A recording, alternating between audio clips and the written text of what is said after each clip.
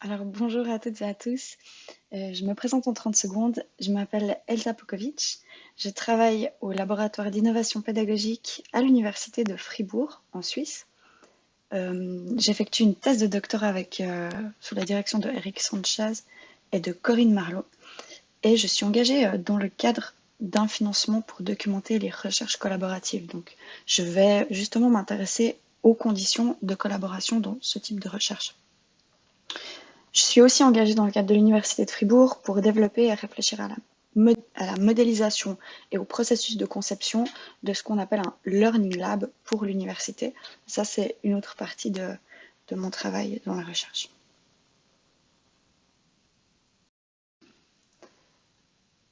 Donc, dans un premier temps, je vais vous exposer mes intérêts, mon cadre théorique. Mes questions, à la base, c'est quels sont les éléments partagés qu'on construit dans le cadre des réunions de travail d'une recherche de type collaborative, notamment une recherche orientée par la conception. Comment ces éléments sont-ils partagés, co-construits? A posteriori, mon but, c'est de comprendre la co-construction des savoirs et des connaissances. Pour ça, j'adopte une approche interactionniste et je me repose sur plusieurs cadres, notamment le cadre de la transposition métadidactique, que vous connaissez bien, et la théorie de l'action conjointe. Je vais aussi mobiliser des concepts tels que le concept d'objet frontière, qui est vraiment exploité dans le cadre de cette présentation. Donc rapidement, un objet frontière, je le considère comme un objet abstrait ou concret, à la fois suffisamment générique pour être compris par toutes les communautés et suffisamment spécifique pour préserver des caractéristiques qui sont propres à chaque communauté. Et je me repose aussi sur la notion d'objet biface, qui est à la fois un moyen de communication et un résultat de collaboration entre des chercheurs et des enseignants à partir de deux facettes de l'objet, objet biface, une facette plutôt pragmatique, qui sera des exemples emblématiques de situations concrètes, réelles, et puis de l'autre, une phase plutôt conceptuelle, qui se référera par exemple à un modèle didactique ou à une théorie scientifique. Je vais aussi par la suite introduire la notion de l'objet intermédiaire. Dans le cadre de ma thèse de doctorat, je suis amenée à analyser des sciences de travail de recherche collaborative et les interactions entre les individus. Pour ça, du coup, j'ai réfléchi à mettre en place, à développer une grille d'analyse que je présente ici sous la forme d'un premier modèle d'indicateur. J'ai élaboré ce modèle d'indicateur à la fois sur la base de la littérature, donc des références théoriques, des concepts théoriques, sur la base de mon corpus de données, d'un corpus que j'ai déjà analysé, et sur la base de mes questions de recherche. Donc la grille, elle me permet de cibler certains indicateurs pour ensuite pouvoir revenir sur des concepts théoriques. Par exemple, au niveau de l'appropriation, je vais faire référence soit à des situations vécues, soit à des modèles d'analyse théorique. Et ça me permet de discuter le concept de l'objet biface. Et donc pour ce modèle, j'ai deux visées principales. La première, c'est sur la base de plusieurs analyses. À partir de ce modèle, j'aimerais pouvoir aboutir à des propositions, des pistes d'amélioration pour les conditions de la collaboration.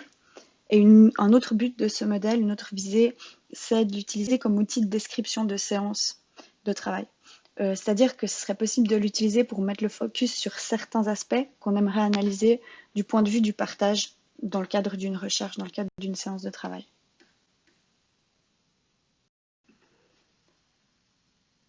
Voilà donc ce modèle d'indicateur un petit peu plus en détail. Donc, je vais dans un premier temps décrire cette grille, ce modèle. Alors, je mets un petit warning sur les termes parce que pour le moment, ils sont vraiment pas fixes. Il y a certains termes, notamment par exemple les termes d'appropriation. Je me rends compte qu'il n'est pas forcément adapté. Du coup, la plupart des termes, je cherche encore à les modifier. Et puis, je vous rends attentif aussi au code couleur, c'est-à-dire le orange-brun au milieu, le vert sur le haut, le violet, le jaune et le bleu. Donc, excusez-moi pour cet arc-en-ciel de couleurs, mais c'est plus facile comme ça dans la suite de l'analyse pour pouvoir me référer à ces catégories. Alors, donc au milieu, on voit les thématiques qui sont identifiées sous la rubrique objet. Donc, c'est les thématiques identifiées comme des thématiques centrales. C'est justement des thématiques qui sont abordées, mobilisées puis partagées par les individus pendant la séquence analysée. Elles sont analysées, ces thématiques, sur la base des objets frontières. Par rapport à ces thématiques, je vais identifier les registres en orange.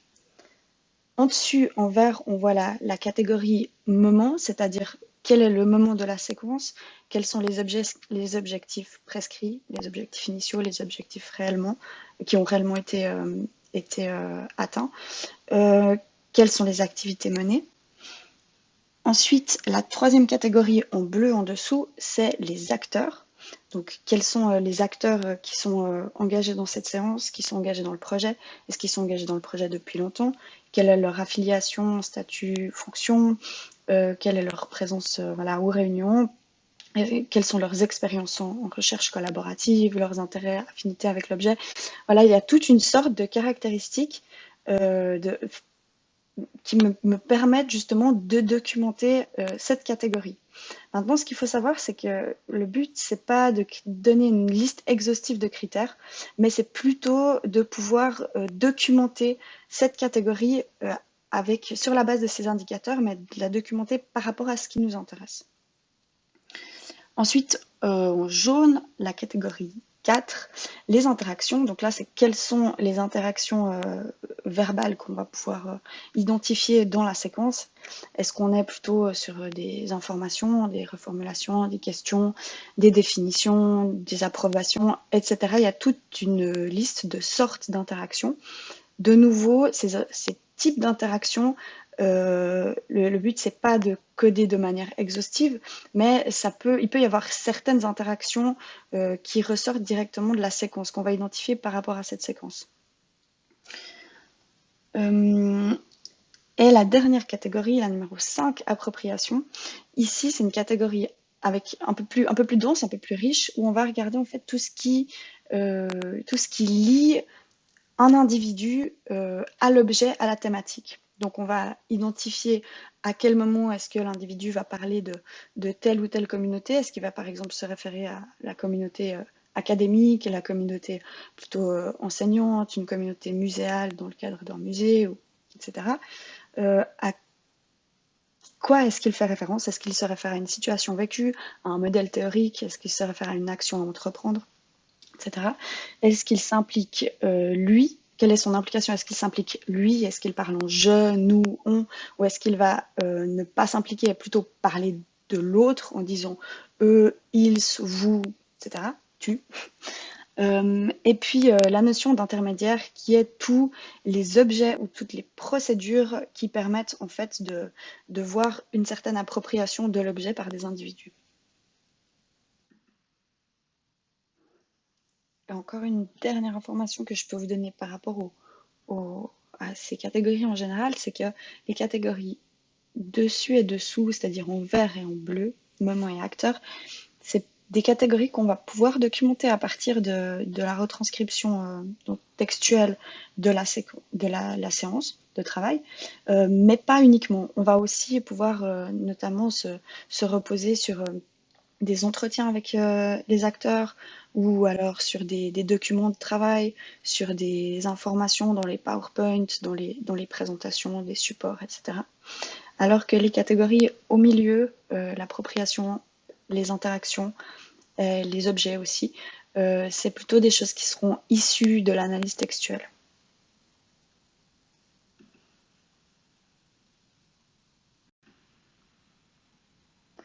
Alors, je ne sais pas jusqu'à présent quelles sont les informations que vous avez pu avoir concernant le corpus. Donc, c'est un corpus qui est proposé par les chercheurs, extrait d'une réunion du LEA, Réseau d'écoles et collèges en pair. L'idée de ce projet, c'est d'assurer le développement de la pensée algébrique chez les élèves, c'est-à-dire d'assurer la transition entre école et collège, mettre en place un dispositif et son évaluation. Donc, il y a l'idée de produire et de diffuser des ressources de manière collaborative. Cette séance, c'est une séance d'incubation, cette séance en particulier, qui dure, ça fait une demi-journée, où le but, c'est la production et l'évaluation d'activités courtes des séries de nombres à compléter par les élèves.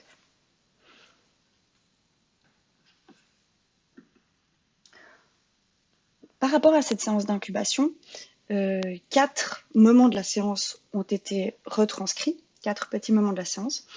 Malheureusement, faute de temps, j'ai pu analyser seulement le premier moment des 4.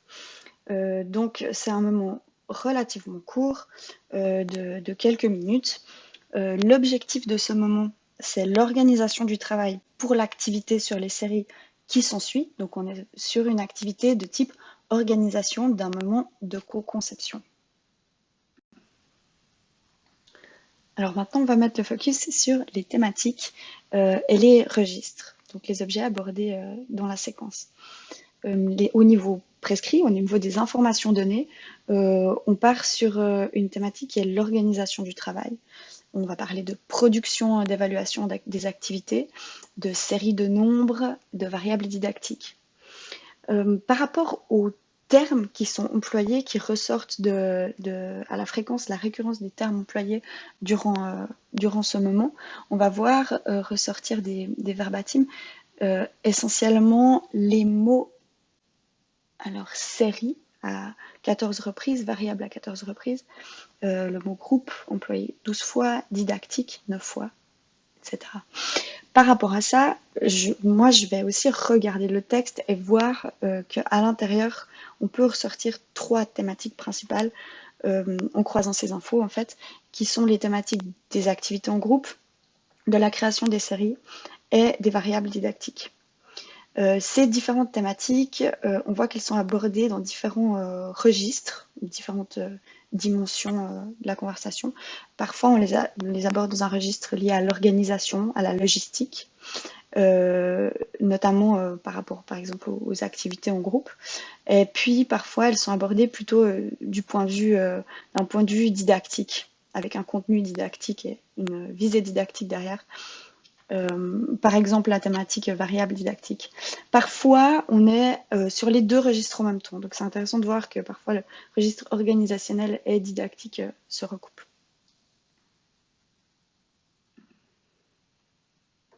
Quelque chose qui est intéressant à relever, c'est qu'étant donné qu'on est sur un moment d'organisation ici, et les objets et les thématiques ils sont abordés entre guillemets à 2 niveaux. Il y a les objets liés à ce moment en soi, donc vraiment les objets liés à l'organisation des groupes, à la préparation de l'activité, et puis les objets thématiques liés à l'activité qui est prévue, c'est-à-dire à la création des séries, des variables didactiques.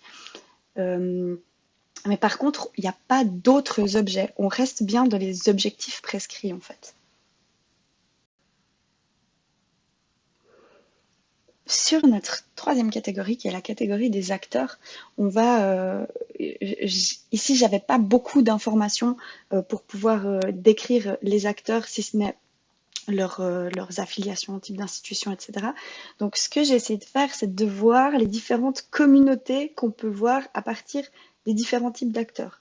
C'est-à-dire que, en fait, soit on peut penser les communautés en termes d'institutions, soit en termes de fonction, par établissement, par discipline, etc. On va voir qu'on n'est pas dans une dichotomie uniquement enseignant-chercheur. Donc les acteurs ont d'autres caractéristiques que juste être chercheur ou être enseignant. On voit par exemple qu'il y a uniquement un expert en physique, sinon le reste sont plutôt dans le domaine, la discipline des mathématiques. On voit qu'il y a 4 institutions représentées, dont 3 écoles. Toutefois, les écoles, elles ne sont pas représentées de manière identique. Il y a beaucoup plus d'enseignants qui viennent de l'école de Ampère.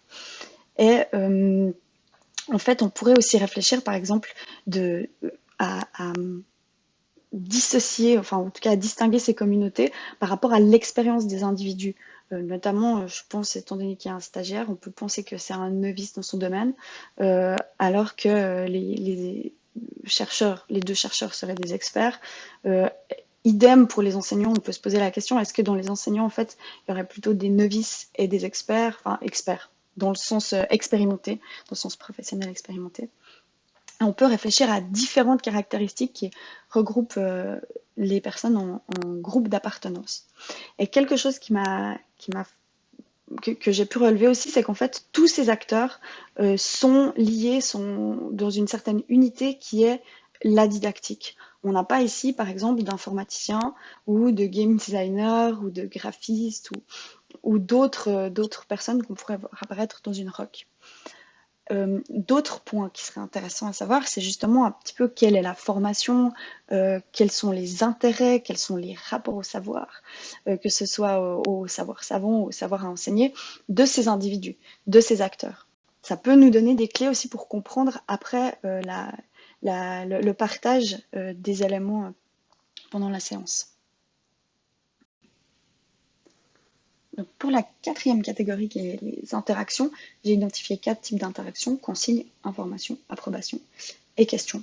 Les consignes sont essentiellement données par PMA1 et PEL2 sur 2 registres, les registres dont on a pu parler avant. Donc dans le registre organisationnel, il donne des consignes par rapport à la création des groupes, qui était une des thématiques identifiées, et dans le registre didactique, aussi, il y a des consignes qui sont données par rapport aux variables didactiques, aux séries de nombres, etc.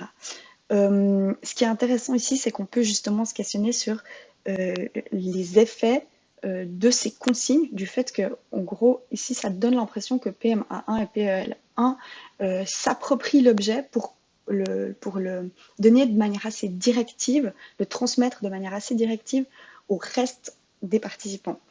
C'est une impression que ça peut donner, le fait que l'objet passe beaucoup dans un type d'interaction qui est la consigne. Maintenant, on voit que PMA1 et PEL1 posent aussi des questions par rapport à ces objets. Mais ce qui est très intéressant, c'est que quand on va regarder dans les questions, on pourrait s'imaginer que, par exemple, PMA1 pose des questions afin que les autres participants puissent exprimer leur opinion par rapport aux objets, puissent eux donner aussi leur avis par rapport aux thématiques dans le registre didactique notamment, alors qu'on voit que c'est pas forcément le cas. Les questions sont surtout posées entre eux. Donc PMA1 pose des questions à PLE1 par exemple pour lui demander est-ce que c'est bien ça qu'on devait présenter en gros, est-ce que donc voilà, il dit par exemple voilà l'idée avec des qu'est-ce que tu disais, enfin c'est plus des questions anodines que vraiment des questions sur le fond des objets, des thématiques abordées. Pour cette 5e et dernière catégorie, appropriation, on s'intéresse dans un premier temps aux communautés. On voit que il y a beaucoup de références au groupe de travail, c'est-à-dire à la task force d'organisation qui s'est vue en amont pour préparer cette séance de travail, et peu de références aux autres communautés, sauf au moment de la distribution des groupes, où l'idée c'est de créer des groupes hétérogènes en mélangeant, donc je reprends les termes des acteurs, en mélangeant les statuts, les fonctions, c'est-à-dire mélanger les chercheurs et les enseignants primaires et profs mi-temps, et en mélangeant les institutions, c'est-à-dire en faisant des groupes qui mélangent les écoles et les établissements. Au niveau de l'implication, donc le fait de se référer à soi ou enfin de faire référence à soi ou aux autres, on voit qu'il y a beaucoup notamment dans les consignes, il y a beaucoup de nous, de on qui sont utilisés essentiellement par PMA1 par exemple et PEL1 qui se placent justement en organisateur. Et on voit même à un moment PMA1, c'est très intéressant d'ailleurs, qui dit et puis après du coup vous pourrez améliorer ou pas, ou changer de cap, enfin revenir sur notre tableau pour continuer le travail qu'on y a fait. Donc voilà, il y a une sorte d'appropriation du travail qui a été fait par cette communauté task force, entre guillemets, organisation, et puis justement une sorte de dichotomie entre les organisateurs et puis le reste des participants, entre guillemets. Ensuite, au niveau des intermédiaires, l'idée c'est excusez-moi. Voilà, les outils. Donc il y a plusieurs intermédiaires, plusieurs outils qui sont mentionnés, notamment les séries, les variables didactiques, le programme version papier, les tableaux pour écrire et les post-it. on peut voir une certaine appropriation de ces différents outils par les individus. Par exemple, le programme version papier, on voit que plusieurs individus les ont imprimés, l'ont dans les mains pour eux, donc c'est une certaine aussi appropriation de cet objet intermédiaire.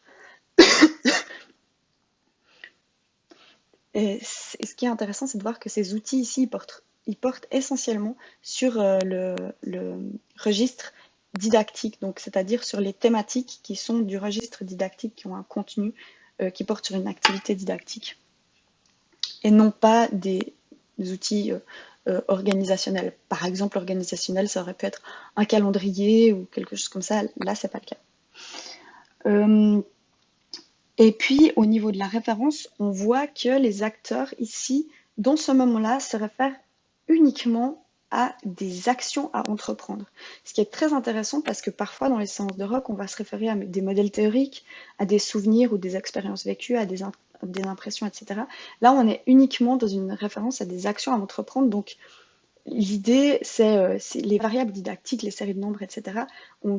Les acteurs vont se les approprier pour en faire quelque chose dans le but de les faire évoluer avec une action à entreprendre. Voilà, donc je reprends ces analyses à l'aide du modèle pour une synthèse. On voit au milieu, au niveau des objets, des thématiques abordées, qu'on a variables didactiques, création des séries, activités en groupe, qui sont abordées dans un registre didactique organisationnel, parfois les deux, dans un moment qui est lié à l'organisation du travail sur les variables didactiques et les séries. Les acteurs impliqués essentiellement dans ce moment-là, c'est PMA1 et PEL1 qui ont la parole, qu'on peut distinguer plusieurs communautés différentes en fonction des thématiques des objets. On verra différentes communautés se distinguer, ça qui est intéressant. On se rend compte que aussi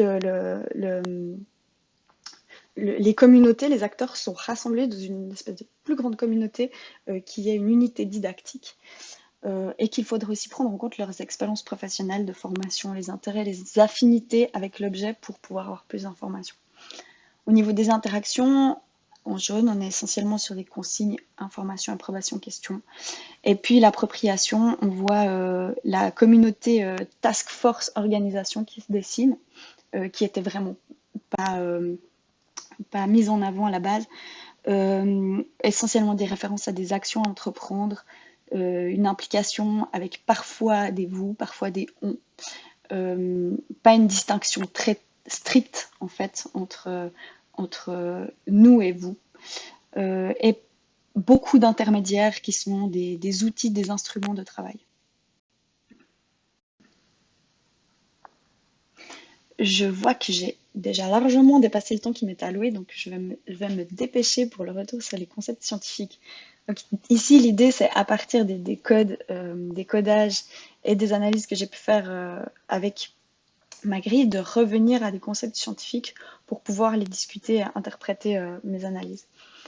Au niveau des caractéristiques des composantes de l'objet frontière, si on prend les concepts de transfert, traduction, transformation de Carlyle, ici, on voit qu'ils n'apparaissent presque pas sur les objets. Enfin, en tout cas, j'ai pas l'impression qu'ils apparaissent, mais parce qu'on est plutôt sur une présentation des objets. Par exemple, une présentation des variables didactiques, et on n'a pas vraiment le processus d'appropriation des objets. On n'est pas dans un moment de discussion, on est plutôt dans un moment d'organisation. C'est pour ça certainement aussi qu'il n'y a pas cette discussion et ces processus de transfert ou traduction autour des objets. Mais ce qu'on pourrait se questionner, c'est est-ce que justement l'organisation, c'est un moment essentiel pour pouvoir ensuite mettre en place des transferts, traductions, transformations, etc. Ce que je me dis, c'est que là, j'ai analysé le moment d'organisation du travail, mais est-ce que après, dans l'activité de co-conception, ces objets subissent justement des transferts ou des traductions à partir de ce moment d'organisation, de présentation des objets. Une autre hypothèse que je me fais, c'est justement, je me dis peut-être que ces objets sont déjà partagés de tous, étant donné qu'on a l'unité dans la communauté, l'unité didactique, tout le monde fait partie de cette communauté didactique, étant donné que l'objet, par exemple, variable didactique est un objet qui appartient à la communauté didactique, est-ce que c'est peut-être pour ça aussi qu'il n'y a pas besoin de transfert ou de traduction?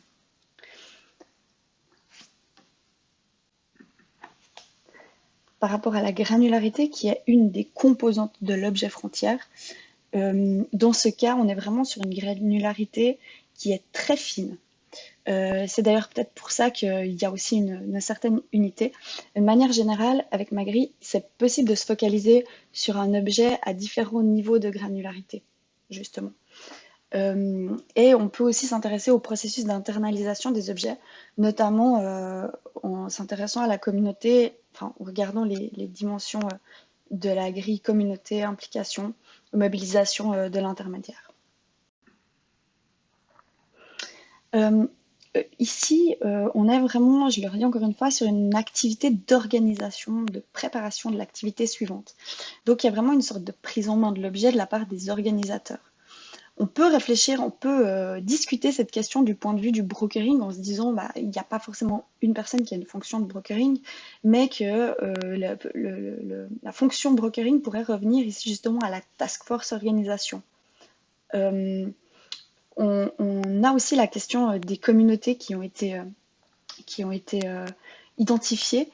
Alors, on peut voir des communautés prescrites au moment où il y a un pointage sur les compétences par institution, lorsqu'ils créent les groupes. On voit vraiment qu'il y a la communauté prescrite des enseignants de primaire, des enseignants de collège et puis des chercheurs. Et puis, on voit les sortes de communautés que j'ai mentionnées, communautés réelles, qui sont justement la task force et les autres participants de l'activité. Et pour moi, en analysant cette séquence, c'est vraiment les deux communautés que j'ai vues qui se distinguaient le plus de l'analyse du corpus, en fait, au-delà des statuts, des fonctions, des affiliations aux institutions. On le voit aussi, j'ai juste mis deux images qui peuvent aussi amener à réfléchir à ça, où on voit les participants d'un côté avec les personnes que j'imagine, je n'avais pas des noms sur les images, mais j'imagine par exemple que la personne en blond doit être PMA1 ou PEL1, donc doit être une des personnes de la task force organisation. En tout cas, ça irait bien dans mon analyse, dans le sens où il y a cette idée de distinction entre la communauté de la task force qui fait face aux gens qui présentent les choses, et puis le entre guillemets reste des participants de l'activité qui sont eux groupés en face de la task force et puis qui sont plus là comme des participants qui écoutent. Alors les objets intermédiaires, c'est très intéressant parce que avant d'analyser cette séquence, j'avais pas inséré la notion d'intermédiaire à ma grille d'analyse. Et c'est en analysant ce corpus externe que je me suis rendu compte que cet objet intermédiaire pouvait vraiment permettre d'analyser la structure au sens de Lightstar, la structure de l'objet frontière, et puis de réfléchir au processus, aux outils de standardisation. Donc ces objets intermédiaires qui sont des outils ou des processus qui plus ou moins matériels en général. Par exemple, une fiche d'activité, une fiche à compléter, par exemple les post-it, d'autres petits outils comme ça qui sont utilisés pour élaborer, pour faire évoluer les objets frontières. Ça permet vraiment en fait, d'identifier certaines responsabilités, d'identifier l'appropriation et l'évolution des objets frontières par rapport à telle ou telle personne. Alors pour aller un peu plus loin, donc pour répondre aussi aux objectifs, pour être plus proche de la thématique du séminaire, donc c'est possible de regarder peut-être la disposition de l'espace comme un élément de structure de l'objet frontière. C'est-à-dire ce serait peut-être possible de regarder les déplacements, les comportements, les gestes des gens dans l'espace comme des indicateurs ou des clés de compréhension des communautés ou des mouvements de l'objet frontière. Je ne l'ai pas fait ici, mais ça pourrait être quelque chose d'intéressant qu'on pourrait ajouter au modèle d'analyse, en fait. C'est quelque chose sur lequel je me questionne. La question de la posture, je suis aussi amenée à travailler ça sur un autre axe de ma thèse de doctorat. Et puis moi, je l'appréhende à partir de 3 dimensions proposées par la Meule, qui sont le comportement, les croyances et les intentions des individus. Donc pour ça, pour moi, c'est important aussi les notions de croyance, d'intention, de pouvoir les capter à partir d'entretiens, ou peut-être que in vivo, sur le moment, durant la séance, les personnes seront plutôt amenées à exprimer des comportements, et puis ensuite on pourra essayer de voir quelles sont les intentions derrière ces comportements durant des entretiens d'autoconfrontation, par exemple. Et au niveau de la comparaison entre les moments, c'est l'idée que ce serait intéressant de voir les différents moments. Moi, faute de temps, j'ai pu analyser que le premier moment, mais ce serait intéressant pour moi de pouvoir mener une analyse comme ça sur les 4 moments qui ont été identifiés ici dans le corpus, et voir au niveau de ces thématiques, ces objets identifiés, s'il y a des évolutions, voir s'il y a des mouvements. Et voilà quelques points qui m'ont questionné, quelques difficultés que j'ai rencontrées pendant mon processus d'analyse de ce corpus externe, notamment est-ce que avec ma grille, je suis dans le codage à la recherche d'exhaustivité ou plutôt de souligner des points saillants, la question de la granularité des analyses, est-ce que je dois donner du sens à interpréter des informations quantitatives de type nombre de prises de parole ou fréquence de prise de parole de tel acteur. Au niveau des objets frontières, est-ce que je me base sur des objets qui émergent du corpus, c'est-à-dire je fais l'analyse et ensuite s'il y a des objets frontières qui peuvent en émerger, ou est-ce que je pars sur des objets entre guillemets prédéfinis à partir des objectifs de la séance, de l'activité, etc. Et puis c'est à partir de ça que je vais mener mon analyse autour de ces objets. Alors merci beaucoup à tous de votre attention. Je sais que normalement en Suisse, on est censé être ponctuel. C'est pas du tout mon cas, étant donné que j'ai beaucoup de retard pour cette présentation. J'ai beaucoup dépassé le temps imparti. Je suis à disposition justement pour vos feedbacks, vos commentaires. C'était vraiment un plaisir de pouvoir analyser ce corpus externe et mettre à l'épreuve mon modèle d'analyse. Merci beaucoup.